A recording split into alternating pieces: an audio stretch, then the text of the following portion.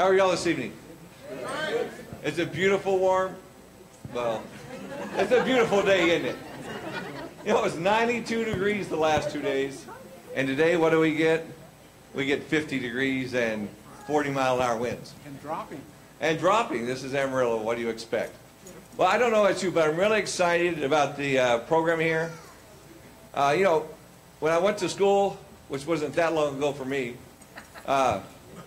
I'm not saying I'm young. I just went after I joined the Navy, after I left the Navy.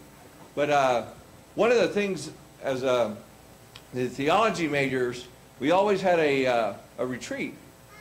And during this retreat, Dr. Chadwick came up and spent a day or so with us, and he talked about the dinosaurs and gave us, there were bones laying out that we could touch, and I thought that was pretty cool. So as I was driving around last year trying to think about what programs to hold, I kept seeing these dinosaur bulletin boards around. They're all over Amarillo, right? Well, it just hit me that we needed to invite Dr. Chadwick, because I'm telling you, not only is he just has this incredible class down in the college there, he also runs a dinosaur dig in Wyoming, right? And is it, now am I wrong, is it one of the largest in the U.S. or something like that? Could be. Okay, I like that. I'll stick with that. So it could be one of the largest in the U.S. But I have heard that there's around 20,000 dinosaurs bones or something like that y'all predict have been there.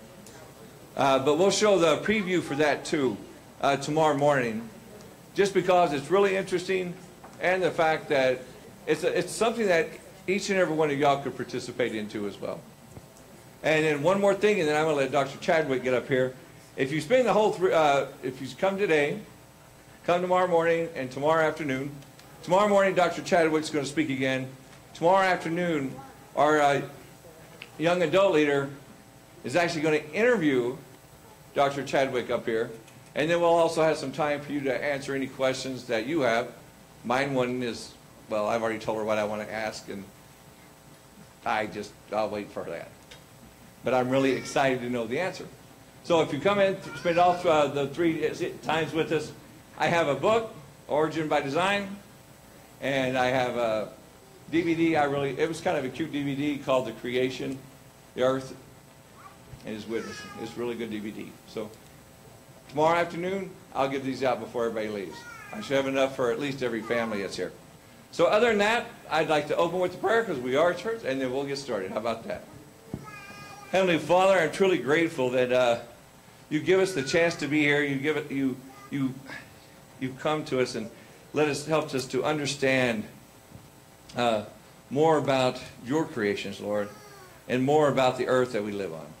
So, Lord, as our speaker stands up, Lord, let him truly touch each and every one of us and help us to truly understand your plan, and then, Lord, help us understand about dinosaurs. But, Lord, we're just grateful for you, and we love you, and we pray these things in Jesus' name. Amen. Dr. Chadwick, I'll give the time to you.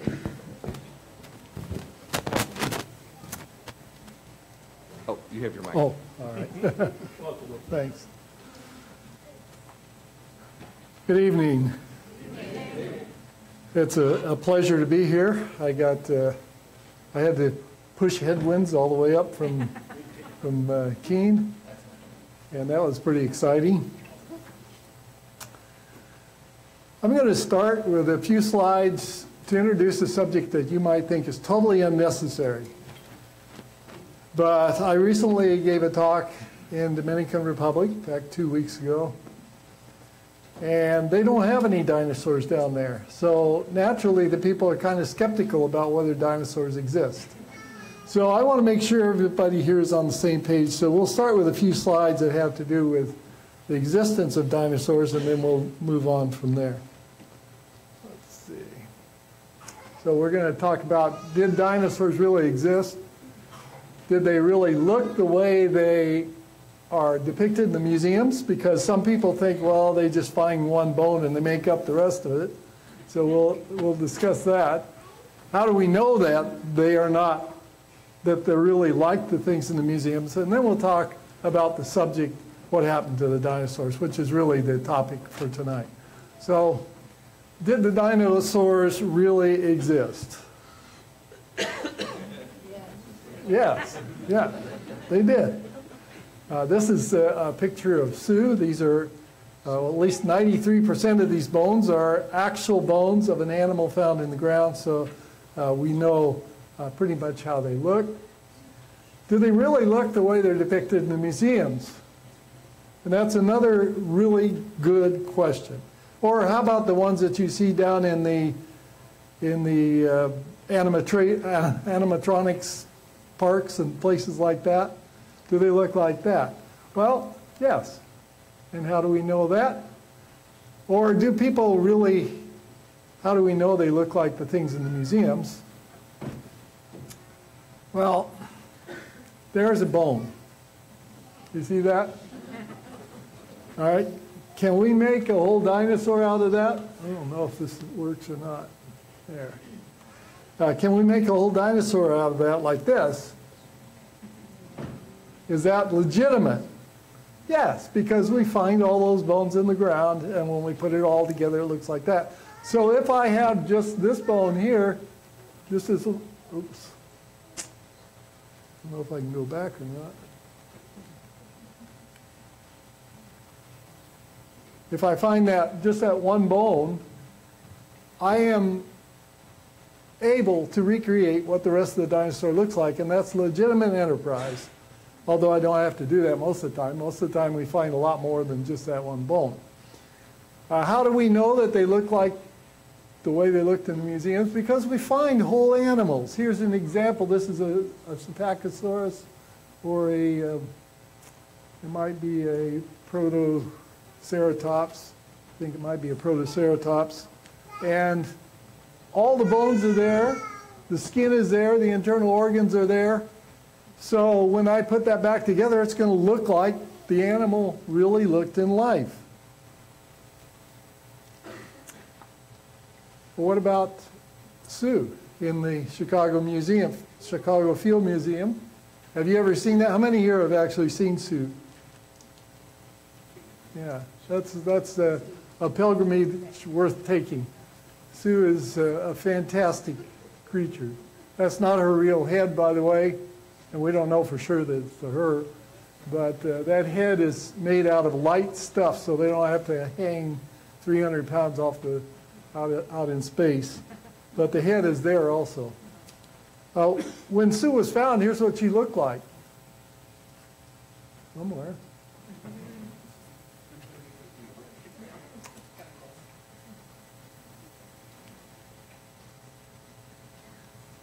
That's not what she looked like. Back it up if you can, back there. I don't know what's happened.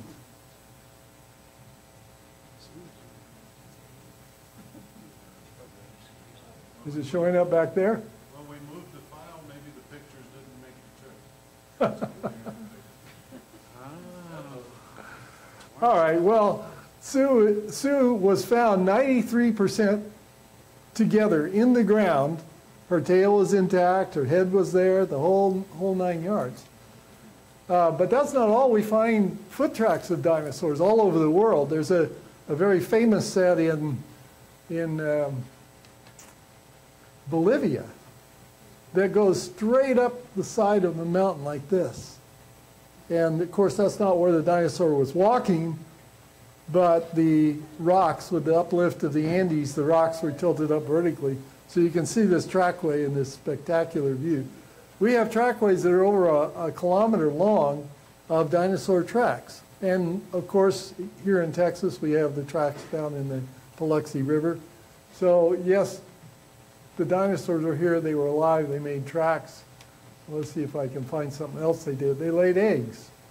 And we have many, many examples of dinosaur eggs. If you get down to our museum in Keene, we have some actual eggs of an oviraptor, and we have this oviraptor skeleton in the museum, so you can see the relationship between them. But yes, they laid eggs. Not only did they lay eggs, but those eggs have embryos inside them, so we can actually tell which kinds of eggs made which kinds of dinosaurs. And that's pretty spectacular in itself. Here you can see one that has a crest on its head. right there, right there. That seems to work better. You see the crest up there. I'm not sure if that's probably it's an oviraptor, it's my guess. We also have their skin impressions. This is the skin of a duck-billed dinosaur. This was just found last year, and it's probably the most complete dinosaur that was ever found. It's a notosaur. It was found up in Canada in the coal seam, and the back of the body was lost because it was sticking out, or else it got taken off earlier. And then one of the workers in the coal mine saw something sticking out and decided to find out what it was. And they dug this thing out. It's just beautiful. You can't imagine how spectacular that is to find the complete outside covering of a dinosaur. So yes, dinosaurs are real. There's no reason not to think they're real. They're spectacular, amazing, wonderful creatures. What happened to them? Why don't we have them today? Why can't I go down and buy a baby T-Rex and raise them up? And by the way, that's the most popular dinosaur among kids. They'd all like to have a pet T-Rex, but it's probably not too good an idea because having a dinosaur whose teeth are bigger than his brain might not work out too well. But the question, what happened to the dinosaurs, is a really good question. And so we're going to approach that scientifically. In a scientific approach, we want to take as many possible ideas as we can before we decide which one we like the best. And that's called the method of multiple working hypotheses. It was developed by a geologist in 1890, a very famous geologist, and it should be used everywhere in science today. One of the problems we have in science is that people don't try out enough ideas. They take the idea they think is correct, and then they try to show that the data support it. And that's a sterile approach because you're always going to find some way of making the data work. But if you take everything and lay it on the table, then you have a possibility of coming up with the right answer. And I was, just this last January, just a couple months ago, I was in India speaking before an audience of 8,000 secular scientists.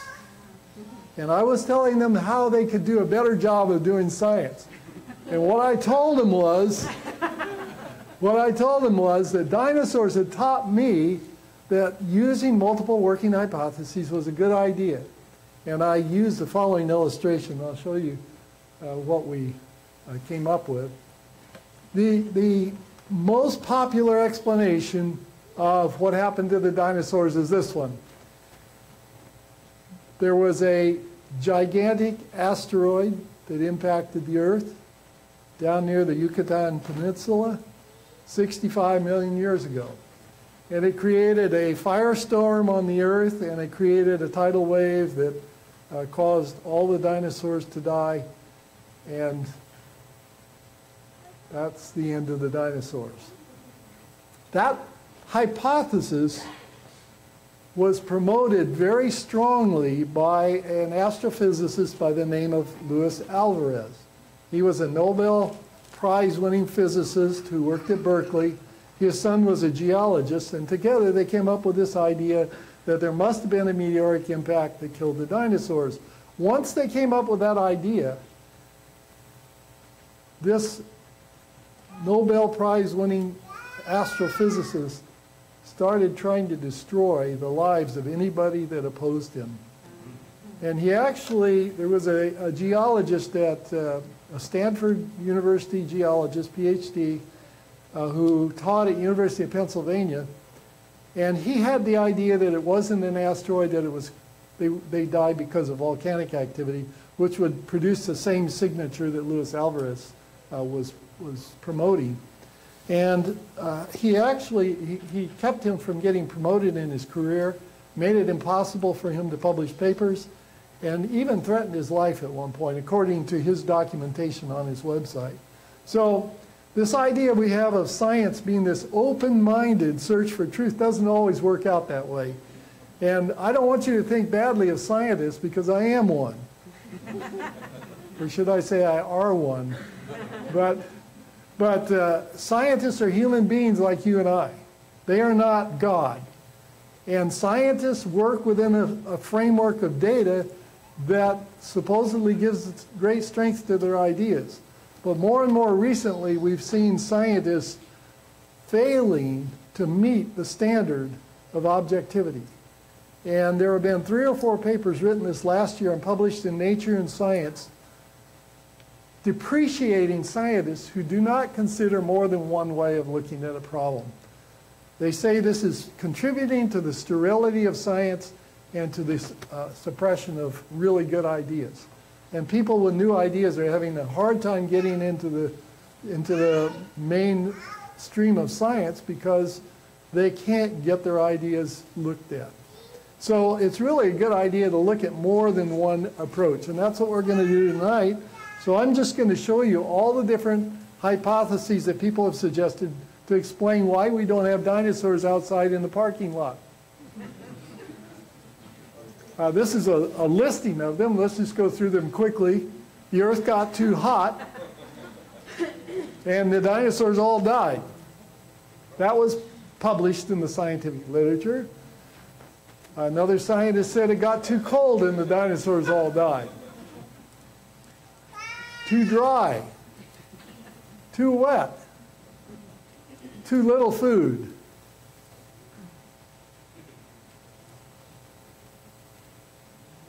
Too much food.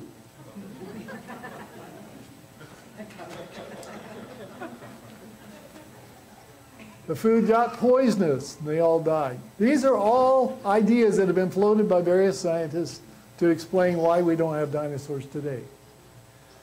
One scientist even suggested that dinosaurs had died of constipation because of a change in the diet. I didn't put a picture with that one. You can be glad.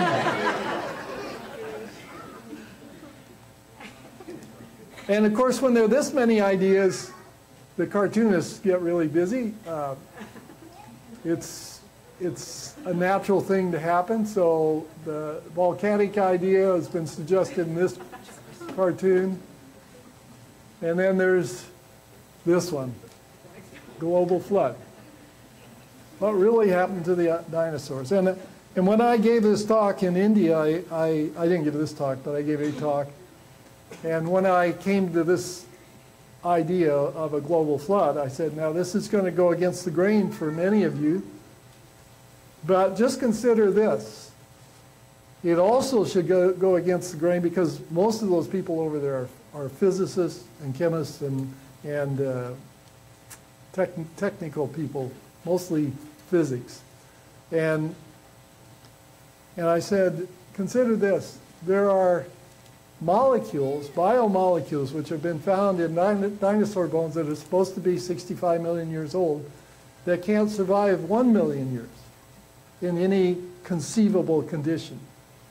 And yet they come out. We have found, in fact, Mary Schweitzer, who found the first tissues in dinosaur bones, shows blood vessels with red blood cells still in them. Try keeping something like that around for 65 million years. Well, you know, in a sense, that's kind of hard. That's kind of a challenge because none of us have been around, well, except myself, none of us have been around for 65 million years. Nobody really knows whether a dinosaur bone could last 65 million years unless we assume that the Earth is that old. And there is good scientific data that supports the idea that the world has been around for a long time. But there also are data that say it hasn't. And I'll talk about these tomorrow afternoon when I get a chance, if I get a chance. Talk about some of the data that don't support millions of years.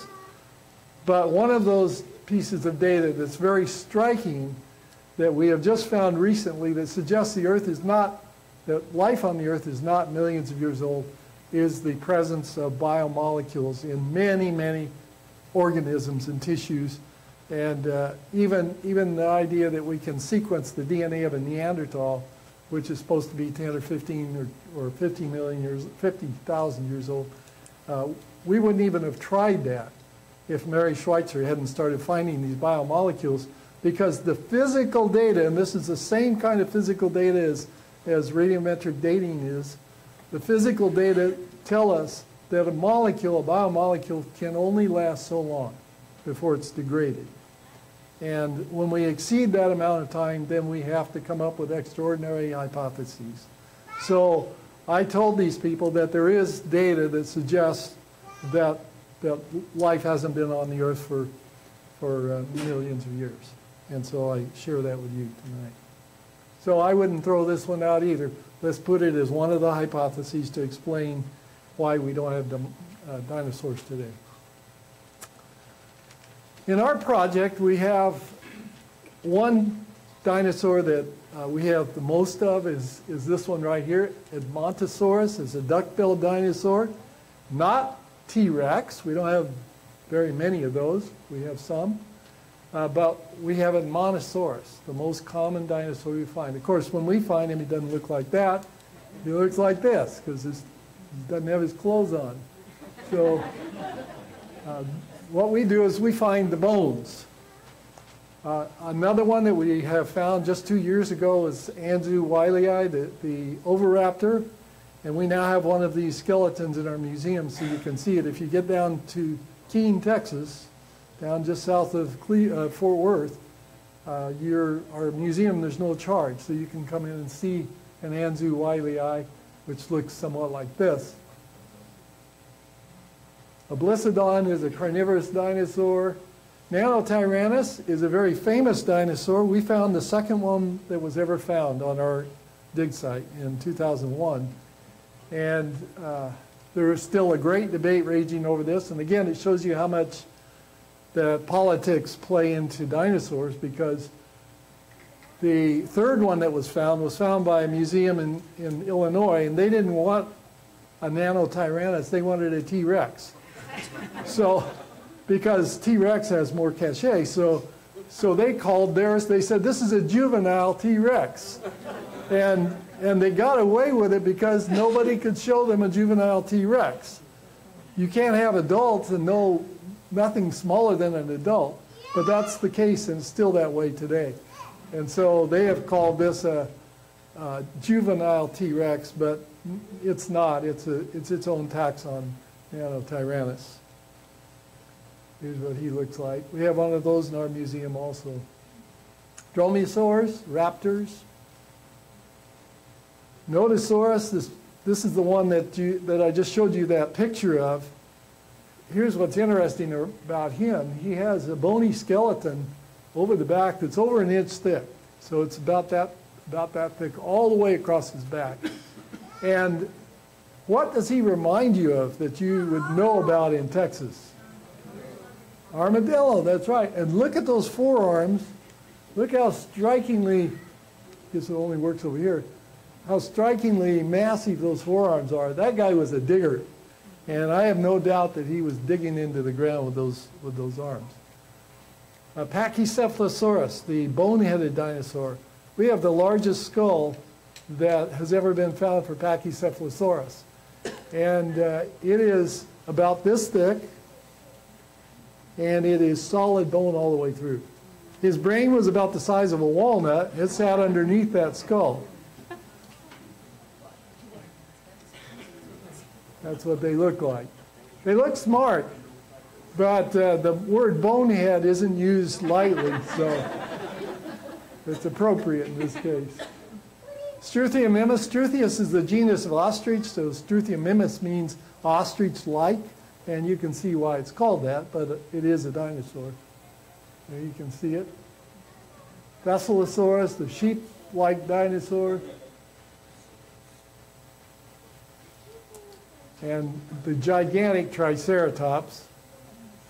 Looks like that. I'll tell you more about him in a minute. Troodon is a small dinosaur, anywhere from this to this size. We find quite a few teeth from this animal and a few bones. And of course, Tyrannosaurus rex. the king tyrant. And I don't know what he did for a living. There's a lot of discussion about this. People say he was a predator. And other people say he was a scavenger. And the people that say he was a predator hate the people that say he's a scavenger. Because being a predator makes him really high value in the minds of kids. So that's why they love T-Rex, because he's this giant, humongous thing with this mouth that's 5 feet long that could eat a human being in one gulp. And to think that he's out there in a garbage heap digging up through the remnants just doesn't suit him very well. So there's a lot of discussion about that. All right, let's talk about our actual research project. This is going on in Wyoming each year. And as the pastor said, you can actually participate in this if you want. It's during the month of June. It began for me in 1996 when we first went out there to visit the Hanson Ranch in eastern Wyoming. At their behest, they had asked me to find them a paleontologist that could work on this deposit, because the person they had working there before was a secular paleontologist, and he was he would bring school kids out and show them the bones and tell them about millions of years in evolution, and the ranch owner didn't believe in evolution, so he told the guy, he says, I'll let you work here, I'll let you have a 99-year lease, but you're going to have to tell them about creation as well as evolution. And the paleontologist said, I can't do that, and so he left. So the ranch owner said, well, I'll have to find somebody who can, and he started looking around. He called Institute for Creation Research, and they called me, and I called a friend of mine who went up there, and then he invited me to come. And the gentleman took me up in his pickup truck onto the top of a ridge, and he said, okay, get out and let's look around. And I opened the door to the truck, and there were dinosaur bones all over the ground. I couldn't walk on the ground. So I didn't care about dinosaurs. I was working on whales down in Peru, and that was pretty exciting work.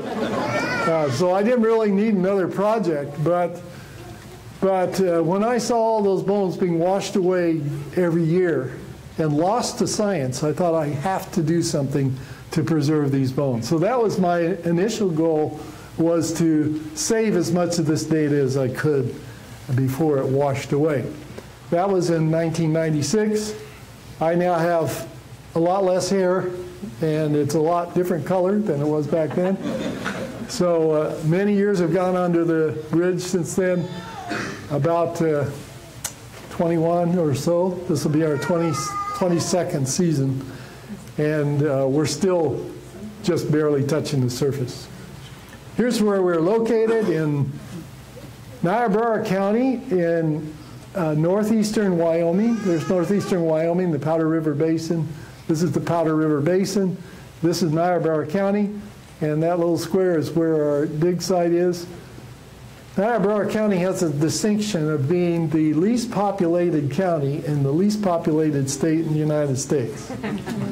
So there are many, many, many, many more cows than there are people in Niobrara County. And there aren't very many cows, because that's not real good rangeland out there. This is just to give you an idea of how many people are involved in this project. There have been several thousand people that have had a part in this. Each year we have around 100. In 2015 we had 133. And they don't all stay the whole time. Some people come for a day or for a week. But we have about 50 or 60 that are there for the whole month. You imagine the logistics of that. Here's our camp. This building is, the white building in the center is 24 by 48, so it's a fairly large building. It has restrooms, hot and cold running water, showers, bathrooms with privacy stalls, a classroom, a kitchen, and a research lab. So we have stuff that no other primitive dig site in the world has, and we're really blessed to have it. We also have a private bedroom for each participant, which you can see there. Sorry. Which you can see there in the surrounding area. Those are all private bedrooms. And you might think that's not the kind of bedroom you want, but it is, because the only thing you do in there is sleep. So the rest of the time you're up doing stuff. So when you go to sleep, you have your own private quarters. You can't beat that. And once in a while we'll get a hailstorm come through, or, you know, Wyoming, the weather is spectacular. And you know about that because you have it up here too. But there's a shower coming through. Here's a lowering clouds. And here's a tornado off in the distance. You see that? And one day when we were in town, we had one person staying in camp, and he saw 7 tornadoes. But nobody, according to the folklore, nobody has ever been hurt by a tornado in Wyoming. So, in this part of Wyoming anyway. Beautiful area, lots of flowers. And this is our camp, taken after a rainstorm, which when they come are spectacular. This is our staff. Dr. Turner is a geophysicist. Art Chadwick, that's me. Keith Snyder is a taphonomist. Kathleen Wilson, these are quarry leaders. Look at the number of years these people have been actively involved. And by the way, you can also have your name up there. We're not averse to having new people come who can be leaders.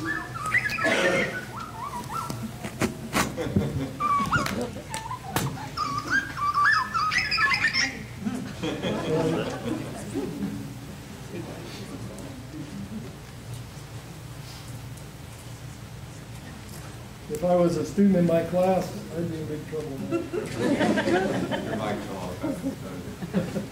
Dr. Chadwick? Yeah. Your mic come off. Oh, okay. Thanks.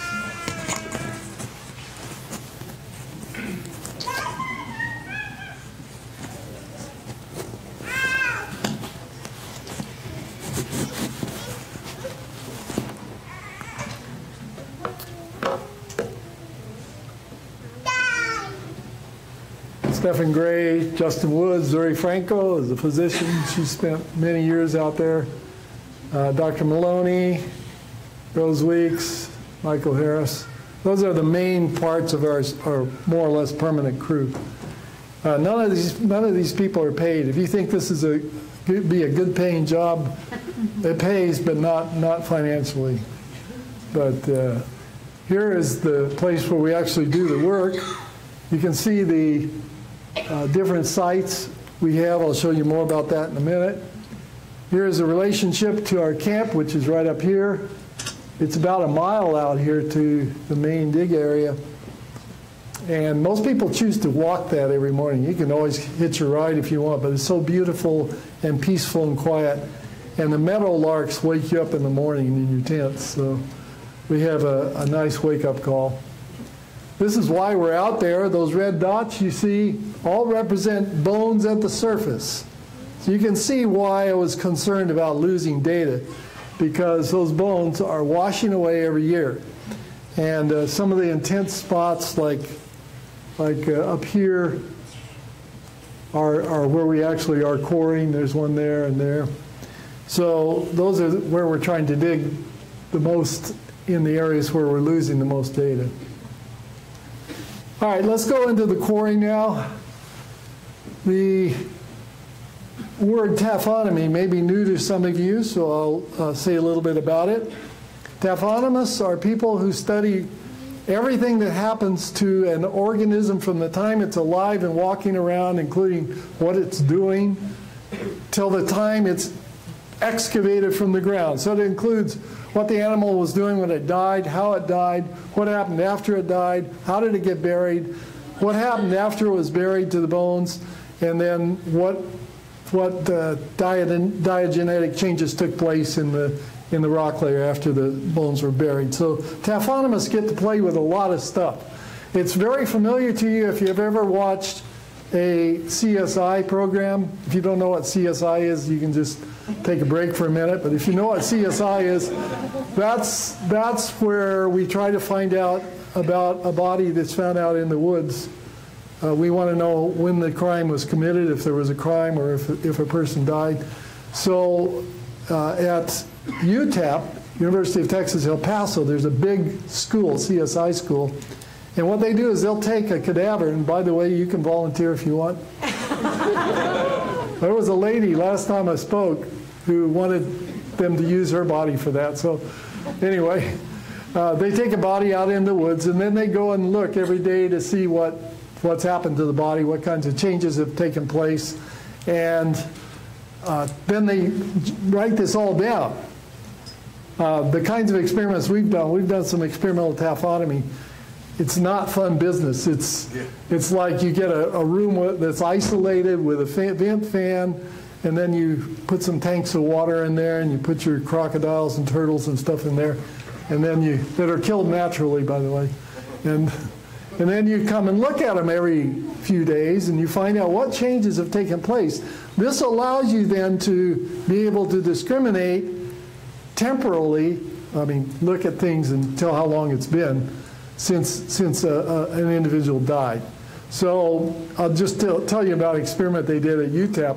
They used a pig. They use pigs a lot because they're kind of like humans, and they put a pig out in the woods, and they came back 3 days later to check on it, see what changes had taken place, and there was nothing there but a pile of bones in 3 days. Well, that's not normal.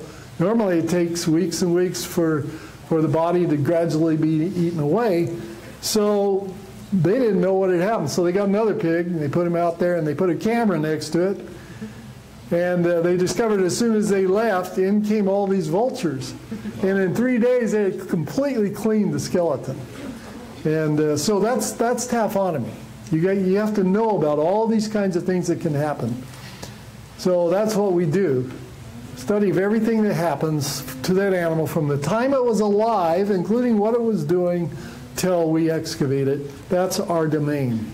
So in order to do taphonomy, you want to know as much about this situation and the bones as possible. So we decided we needed to develop some new technology in order to capture all this information from the bones. So we started using high-resolution GPS. We were the first ones to do this, to use it for mapping quarries. I think we're probably still the only ones that do it, but it is, our work is well known in the community. We just published this paper, which is published in Journal of Taphonomy, that gives the techniques and the secrets if you want to go do this in your backyard on how to do this kind of work. But we use a high-resolution GPS. It involves a base station at a fixed locality. So that thing you see on top of the white pole is a GPS machine that calculates your position from GPS data. And it looks really sophisticated, but it really is no better than your GPS, right? This is not a cell phone. This is a GPS and a browser and everything else but a cell phone. But apparently it works for that too. So it's really no more accurate than this. But we have done something sneaky. We found out where it was exactly to the nearest centimeter on the Earth's surface. And then we told it where it was. So it then reads the satellites, and it reads a constellation of satellites, and it gets an information about where the satellites tell it where it is, which is the same thing you find on your phone. And then it says, the satellites say I'm over here, but I know I'm right here. So it calculates a correction factor, so it brings that point back to here. So every point is corrected back to here. It then transmits this information by this radio antenna right here. There's a radio right there, that little box. And it transmits that over that radio antenna. And at the other end of it is this thing. It looks just the same. This is called the rover because the other is called the base. This is called the rover. The rover walks around. And so when we find a bone in the ground, we bring in this GPS, and we take some points on that bone. It listens to the correction factor from the base, and it makes the same correction where it's sitting. As a result, we can get accuracies like this. This is 1 centimeter, that's that big, and there are 10 points inside it. So we get accuracies of 2 or 3 millimeters, plus or minus 2 or 3 millimeters, routinely using this kind of technology, which is plenty good enough for mapping. So when we find a bone in the ground, we bring in the GPS, we take a series of points off that bone, then we take a picture of the bone, and we take away all the external area from the bone, so you just have the bone there. And then in the computer, using GIS software, Geographical Information System software, we orient that bone so it matches those points. Now that is in the computer in exactly the position that the bone was in the ground. So we can begin to do this for other bones, and we can then reconstruct the quarry with every bone exactly where it was in the ground. We were the first ones to do that. I don't say that to brag. It's a fact, and it also is important in our story as we go along. So here are some of our quarries in this area. You can see that there are many more than I showed you earlier, and that's just this area. We have a total of about 22 active quarries right now. So when we're out there working, there's a lot going on. And we used to walk it all, now we use four-wheelers to get around because I can't check every quarry how it's going in a whole day's time. I couldn't do it once because there are quarries that are a couple miles away, and it's hard to get to them without using the four-wheeler. Besides, four-wheelers are fun, aren't they? So this is the results now. Here's the results of this kind of work. And so this is the year 1999. We started in 2000, but I went back and retrofitted some of the bones from the previous year. And then we just go through year 2000, 2001, 2. Oh, and by the way, those red dots, those are 1 meter apart. So that gives you an idea of the scale. So the whole picture is about 20 or 30 meters across. 2005, 3, 4, 5, 6, 7, 8, 9, 10, 11, 12, 13, 14, 15, 16, 17. That's our last year. 17 was last year. So this year, we, God willing, will have more bones to put on there and have a more complete picture. When I show this at scientific meetings, I give talks just about every year at Geological Society of America or the Society of Vertebrate Paleontologists. And when I give this talk, there's an audible gasp in the audience because this is what every paleontologist wished they could do, which is see the bones the way they look in the ground without the dirt there. And we can do that. And the reason we thought of it is because we didn't know we weren't supposed to do that. You know? And besides, we wanted to see them the way they looked in the ground. So we developed this technology around the year 2000 and have used it ever since.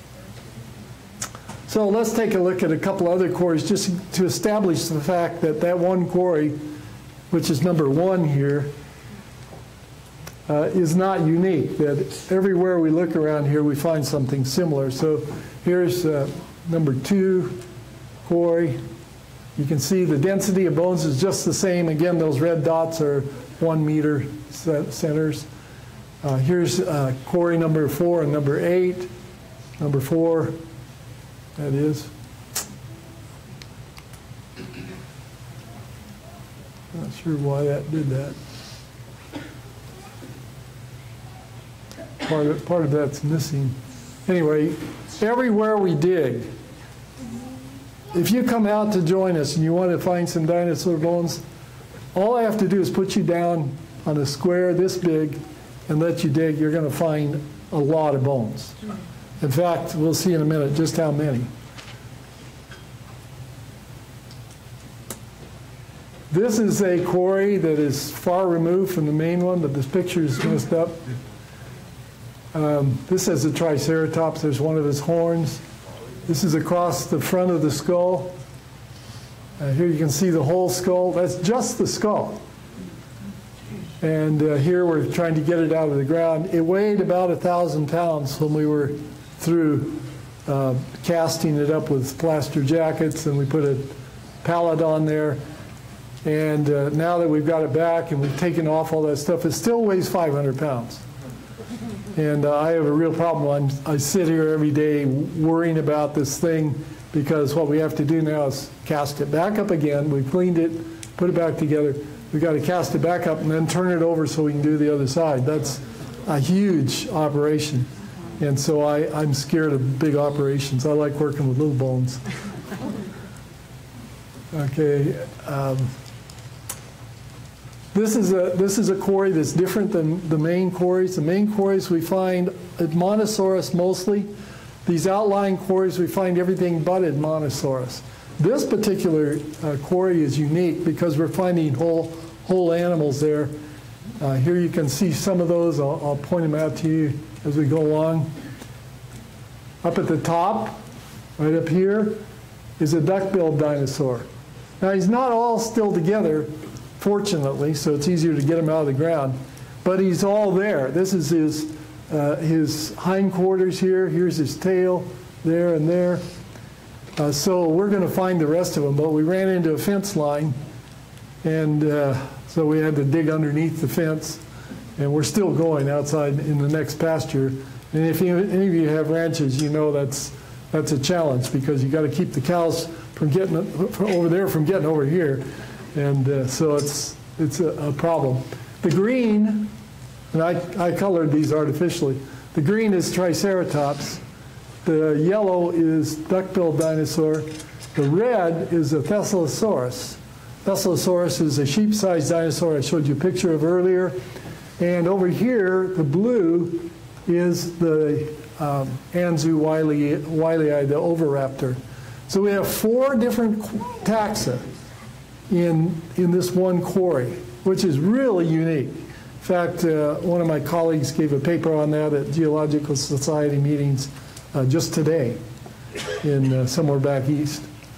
So it's really a unique thing to find whole dinosaurs, more or less whole, in one area with such diversity. This is a unique fossil we found. This is being studied by an expert on this at the University of Washington right now. This is the jaw of a mammal. And that card there gives you a scale for it. You can see it's 10 centimeters, 8 centimeters, or something like that long. He gave a talk on this at a meeting that I was at in Seattle last year. And they had a picture, they had buttons. They had a picture of this jaw on the button. So this is a really, really good jaw. And we found that 2 years ago.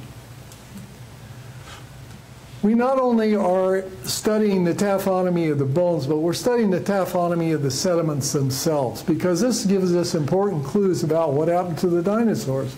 And that's what we're trying to understand. This sediment is very unique. Over here you can see on the right-hand side, you can see me standing there. I look really skinny because I squished it onto the slide. And on the left-hand side is another person. Oops. Back it up. Yeah. Over here is another person on this side. They are standing on mudstone. Mudstone is very fine-grained. Well, it's mud. I'm standing on sandstone, which you wouldn't want to take a bite of. So mudstone on one side. Mudstone you probably wouldn't want to bite also either, but claystone you can bite. In fact, they put that in ice cream and paint to make it smooth. So you can bite a claystone, but a mudstone you probably have enough grit to make it unpleasant. But none of you would choose to take a bite of a sandstone. So that will help you understand the difference. Sand is made up of gritty quartz grains. And how can a layer change that fast from sandstone here to mudstone there? What kind of dynamics are involved in this? We were actually studying something in the area that is demonstrated here. This is a liquid avulsion structure where during the depositional process, the fluid from down here tried to get out. It got trapped down here, and it tried to get out and moved up into the overlying layer. This gives rise to these kinds of structures you see here, where a layer that was deposited flat ends up looking like that. Or here, again, this was at one time a flat layer, and now it's been twisted around like that. How do you do that? Well, there's only one way you can do that I can think of. And that is by depositing this layer very fast, so it's still full of water, and then having an earthquake before it settles out. We know this because the layer underneath is perfectly flat.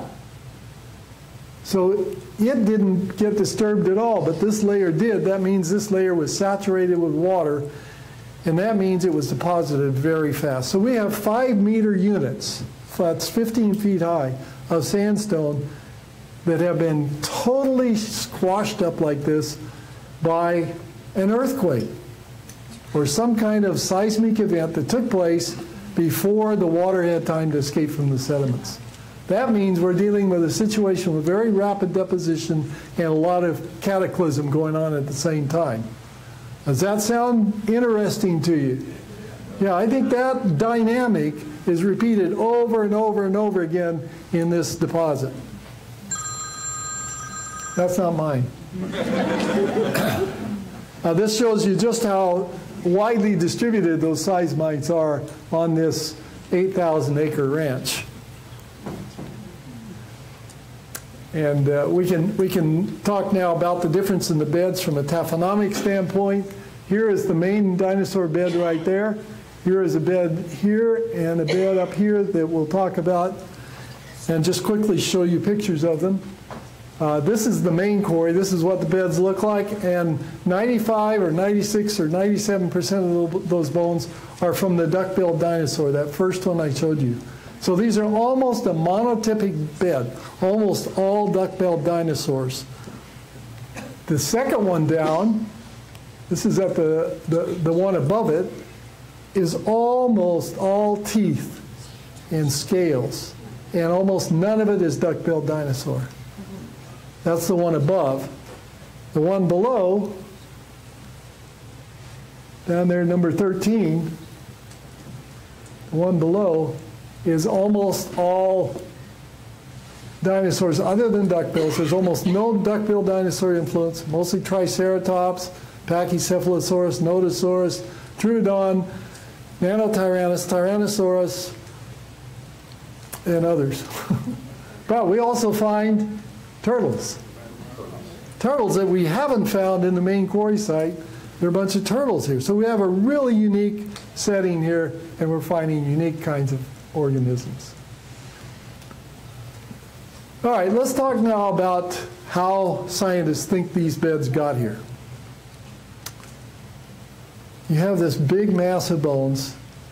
Scientists, the standard model is based on Africa, some studies in Africa where they saw wildebeest crossing a river during flood stage. Have you seen those National Geographic pictures with the wildebeest? Tens of millions of them crossing the river, and some of them drown and get swept downstream and caught in a bend in the river. So therefore, since the wildebeest did that, the dinosaurs did that. So they crossed the river during flood stage. Some of them got swept downstream and drowned and got caught in a bend in the river, and over time, over thousands of years, they accumulated these bones. Well, first off, if you go back and look for some wildebeest bones in the river in Africa the next year, are you going to find them? No, they're all gone. They're all gone. So that doesn't fit too well. But let's look at some other features of this bed that you would expect to be different than what they are. Our bones lack current orientation. If they're being moved by a river, you'd expect to see some kind of orientation of the bones. Instead, our bones are pretty much randomly disposed. Most of the bones are disarticulated. You wouldn't expect that at a bend in the river scenario. You'd expect that carcasses would be preserved there. And the horizontal distribution is random, so we don't see a collapsed rib cage. We see ribs distributed more or less uniformly across the deposit. Bones occur in a normally graded bed. You would never expect this at a bend in the river, because that would imply that all the animals, big bones, a normal grade means big things at the bottom, little things at the top. You can't do that if you're doing this year after year after year with animals, because the bones have to, all the big bones have to be able to get to the bottom and the little bones on top. How can you do that at a bend in the river? That doesn't work at all. The bones are, okay, so this shows that detail. This is the bottom decimeter, that's about that far. 2 decimeters. They're all big bones. Next 2 decimeters, smaller bones. Next 2 decimeters, smaller bones. And finally at the top we have smallest bones of all. So you can see that there's a clear graded bed there. That means that whole bed had to be deposited all at once catastrophically. However you're going to explain it, it had to happen as a single catastrophic event. Bones are well preserved. That means they didn't sit around and weather in the sun. You've all seen these skulls of cows out in the desert. Yeah. And finally, there are about 5,000, minimum of 5,000 animals at this one site. That's a lot. That's a lot of bones. How do we know that? Well, let's take a look. This is showing you the white dots are all where there are bones scattered around. We're just going to take that one little area where the red square is and blow it up. I do that here. And you can see we have some quarries in that area, so we'll just scrape off all the dirt over the quarry, all the dirt that's still not been exposed. We'll take that all away like that. And then we'll paint in what you're going to find if you look at the rest of the bones in that area. So if we dig down the surrounding areas, it's going to look like this. And that is a lot of dinosaurs. A lot of dinosaurs. How do we know how many? Well, we take how many meters we've excavated, how many of each kind of bone we found in that area, then we calculate a minimum number of animals. And you can see it on the right-hand side is the minimum number of animals based on various bones. And so our summary is that we have in every square meter, that's about a square yard, every square yard that we dig down, we will find 1/10 to 1/5 of an animal, 1/10 to 1/20 of an animal. So how many bones are in a duck-billed dinosaur? Probably about 500. So you're going to find in every square meter, you're going to find between 30 and 50 bones. So if I give you a square to dig down, you can be sure you're going to find a bunch of bones. So there may be, then we take that and extrapolate it over the whole area, there may be 5,000 to 25,000 animals in this one deposit. I don't think there's a larger deposit that's being worked anywhere that I'm aware of. So this is a really big deposit. How do we explain it? Well, my best guess at this point is that these animals all died catastrophically. Probably drowned, but they could have been killed by volcanic activity. And that they floated around, they bloated and floated for a while. So they're out there on the water floating around. The wind blew them up onto the shoreline where they became stranded. Then in came some carnivorous dinosaurs that were still alive, and they chomped on these carcasses. How do I know that? Because we find their shed teeth. We find T-Rex teeth, we find Nanotyrannus teeth, we find Dromaeosaur teeth, we find Troodon teeth scattered in amongst these bones of these duck-billed dinosaurs. So it makes sense that these other animals were out there and they were looking for something to eat, and here are these bloated, well, you wouldn't choose to eat them, but they may have been starving to death, so they ate what they had. And that's how they got to be disarticulated there on the shoreline. And then that whole mass was remobilized, probably tectonically, by an earthquake or a meteoric impact or whatever you want to have. And then they were carried out into deeper water as a debris flow. And in a debris flow underwater, you can get the bones to sort according to size. So the big bones end up on the bottom and the little bones on the top.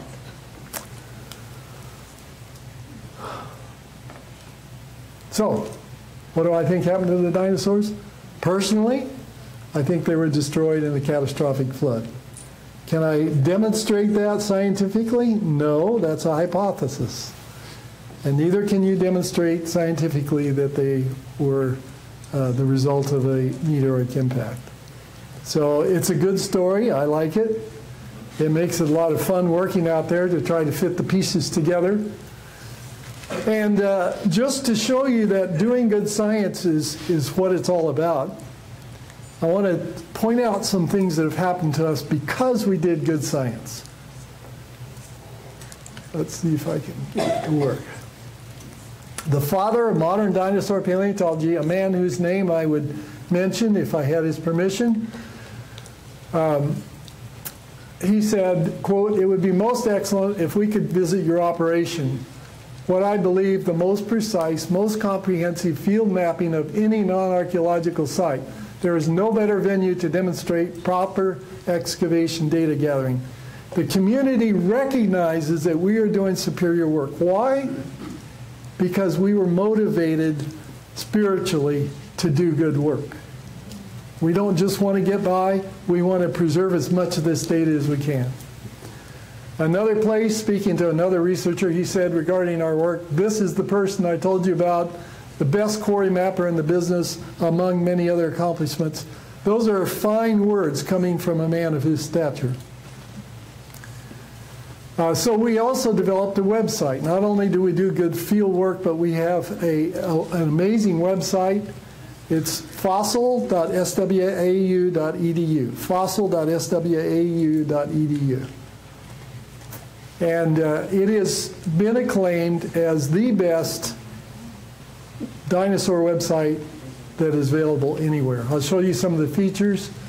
Here is a spread for one particular bone. You can see the bone here. There are pictures of the bone, including the field picture over on the right-hand side. And then the metadata is here in the middle. And up here at the top are categories of things you can do. If you click on the first one, the one on the left, it will show you a map of the excavation site with that bone highlighted. It looks like this. Here is that particular bone was found in this quarry right there. You can't do that with the Smithsonian site. You can't do that with the National Museum site. You can't do it with any other site in the world. Only we have that capability because we started out from the very beginning mapping our bones. So we just use that data in the website. The middle one allows you to look at the bone in 360 degrees. So you can click on that one and you'll get a picture like this. And if it works, which it might not,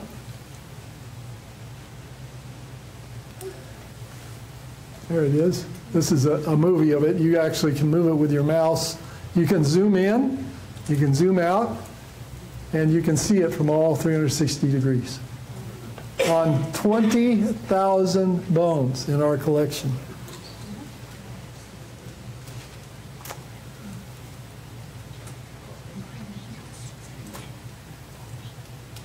Go visit the website.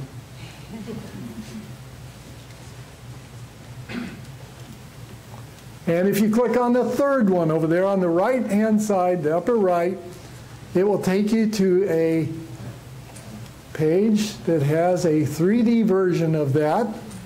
And down below it, you can see right here the blue writing at the bottom says you can download an STL file that you can print on your 3D printer.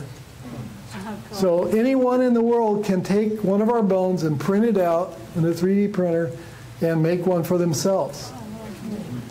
And you won't find that on any other museum site. And we have hundreds and hundreds of bones that have that capability. And the 3D image itself is not a slouch. Here's a piece of a crocodile jaw. It's about that big. And you can see what you can do with it.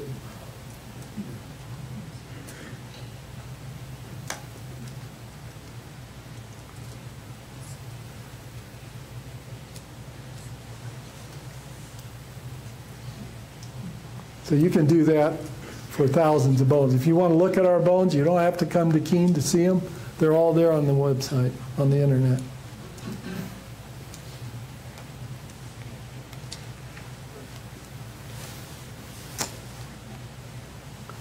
After a visit to our lab in Keene, the same paleontologist said, "I was astounded. I have never seen such a precise and comprehensive data management system for field paleontology and for the lab. No other museum or university comes close for dinosaur digs."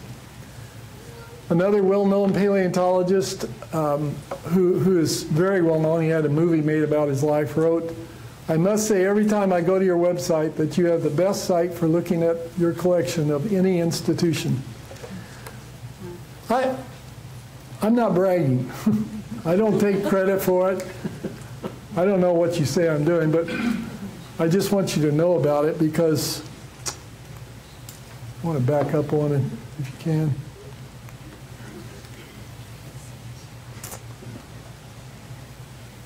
Can you back it up from back there? Yeah. I just want to draw a conclusion. We are dealing with a very large bone bed with thousands of animals. A very rich bed. It not only has diversity in some of the beds, but it has many, many examples of the specimens. It's widely acknowledged that dinosaurs and many other forms were killed by a catastrophe of global proportions. So I can get up and talk about a catastrophe killing the dinosaurs. I can talk about a meteor impact killing all the dinosaurs. I can talk about a huge climate change that killed all the dinosaurs, as long as I don't say a global flood. So anything else is okay except that, which is kind of strange to me because I like to keep everything on the table. But talking about a catastrophe is nothing new to dinosaur people. Even in this stage in our investigation, we find abundant evidence for catastrophic death and burial of dinosaurs I believe can be accommodated in a global flood. And regardless of that, having our eyes wide open to alternative explanations is always a good thing in science. And doing excellent work with God's guidance is its own reward. And I've been doing this now, I've been going out there for, how many, 22 years. And as my daughter says, Dad's never worked a day in his life. Thank you.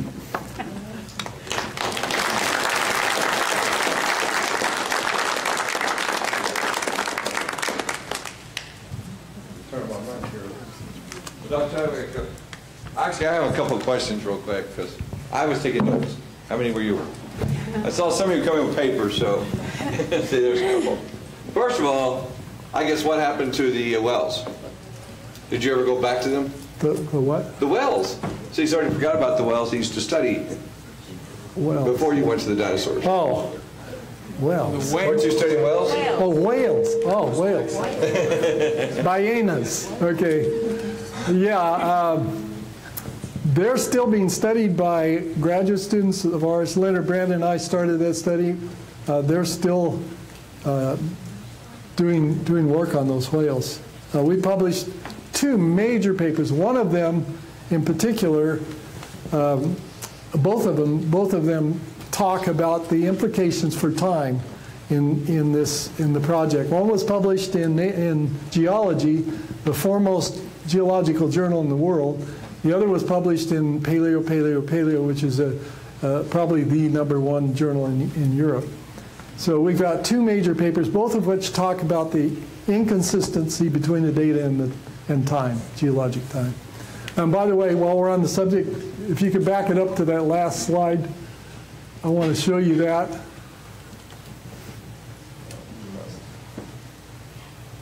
Is it too late? All right. This is a textbook Dr. Brand and I published. It's available on Amazon, and you can download it for free. It has a Kindle version that's free, and you can also do a search on the web and download a PDF version if you want for free. And the name of the book is Faith, Reason, and Earth History. Faith, reason, and Earth history. If you're interested in these issues of origins at all, you will appreciate this book, which is written not to make fun of people that think differently than we do, but to show that we are one community and our values are shared in science, and that we can come together and talk about these big issues without shoving each other off a cliff. So that's my goal, that's Dr. Brand's goal, and I think you will find answers to a lot of questions that you may have in there, but I'm glad to take a poke at things tonight. Okay, I only have two more. All right. One is that evidently you think a T-Rex is a scavenger. Because you found teeth in this. Yeah, I think there's some evidence that at least under desperation he's a scavenger. Okay, so we published another paper, it's not out yet, but it's in press in the journal Paleos on a T-Rex bone that was eaten by a T-Rex. So we have some cannibalism going on. So that's just coming out. That'll be out next month. Okay, and I guess my last question is then, I can actually print my own dinosaur and leave it in my office. Absolutely. All right, that's awesome, isn't it? Absolutely. I don't know about you, but it really brought a lot of other questions to me. And I hope you stay around. Tomorrow morning, we're going to do this about 10:45. We'll start. And then again tomorrow about 2 o'clock, we'll do the question and answers. And you can take all your notes, and you can ask him some questions too. And I got to hold my mic up. She's going like this. I was trying to figure out what she's doing. I'm used to having the mic on my head. And then if you stay around tomorrow morning, and then you can stay for lunch, so you don't have to go home, come back. We'll have some lunch in here for you. And I guess somebody bought a bunch of flowers, roses, and they're all outside. And I have been told to ask that you take those roses home with you. I don't need them. And you're more than welcome to take all those flowers home. Because if you don't, they're going to die. And she's saying yes. She doesn't want to take them home either. So other than that, that's what I have. Doctor, thank you so much. Have you enjoyed it? Yeah.